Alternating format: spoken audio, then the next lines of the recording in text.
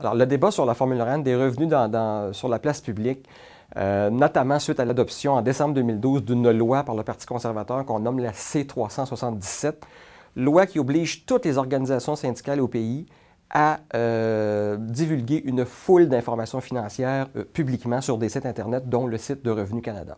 Suite à l'adoption de cette loi-là, il y a des personnes, des commentateurs, des chroniqueurs qui ont commencé à dire que c'était là une première étape vers l'abolition de la formule RAND au pays par le même Parti conservateur. Donc, c'est un peu à l'état de rumeur actuellement, mais ça se discute beaucoup et le sujet de la formule RAND est donc revenu dans le débat public. La formule RAND, en fait, c'est une obligation qu'a l'employeur de percevoir sur le chèque de paye d'un travailleur salarié syndiqué la cotisation syndicale qu'il remet ensuite au syndicat. Alors, ça s'appelle la formule RAND parce que c'est le juge Rand qui l'a imposé pour la première fois en 1947 dans le cadre d'un important et violent conflit de travail qui avait cours à l'usine Ford à Windsor, en Ontario. Ça s'est produit en 1947. Alors, les partis, compte tenu de la longueur du conflit et de la violence du conflit, les deux partis syndicales et patronales ont demandé qu'un arbitre soit nommé pour trancher ce litige-là. Et c'est le juge Rand de la Cour suprême du Canada qui a été mandaté. Et dans son jugement, ce qui est historique, le juge Rand a décidé d'imposer à tous les travailleurs de l'usine Ford l'obligation de payer une cotisation syndicale à leur syndicat. D'où le nom aujourd'hui de formule RAND, parce qu'on reprend le nom du juge finalement qui l'a imposé pour la première fois au Canada. Rappelons-nous, dans les années 60-70 au Québec, il y a eu de nombreux conflits de travail. En fait, si on regarde toute l'historique, ça a été la période où il y a eu le plus de conflits de travail et surtout, c'est la période où il y a eu le plus grand nombre de conflits de travail violents. Notamment, il y en a un qu'on se rappelle tous, la United Aircraft, maintenant Pratt & Whitney, conflit de travail qui a duré plusieurs mois de 1974 à 1975, ponctué par beaucoup de phénomènes violents. Et tout de suite après ce conflit-là, le Parti québécois, qui a été récemment et qui venait juste d'être élu, a décidé en 1977 de faire voter deux dispositions importantes, alors notamment la formule RAND et la loi anti-briseur de grève pour mettre fin à ces conflits de travail-là, chose qui a d'ailleurs fonctionné car après l'adoption de ces deux dispositions-là, on constate une baisse significative du nombre de conflits de travail.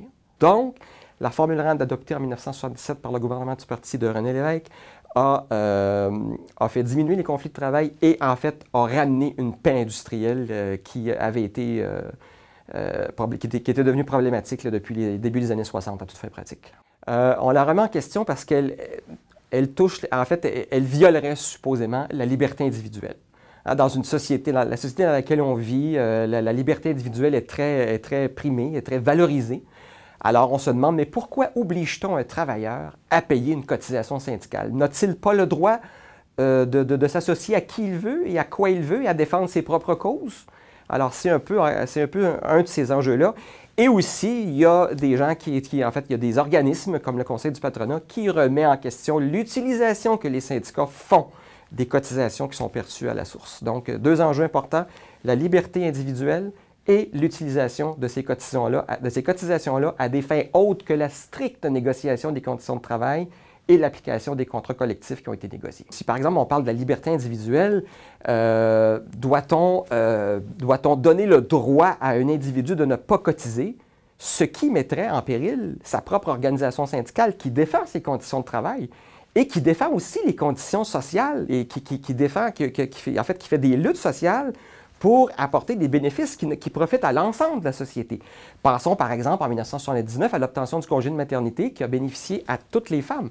C'est un enjeu social, okay? Et ça a été gagné par des batailles syndicales. Okay?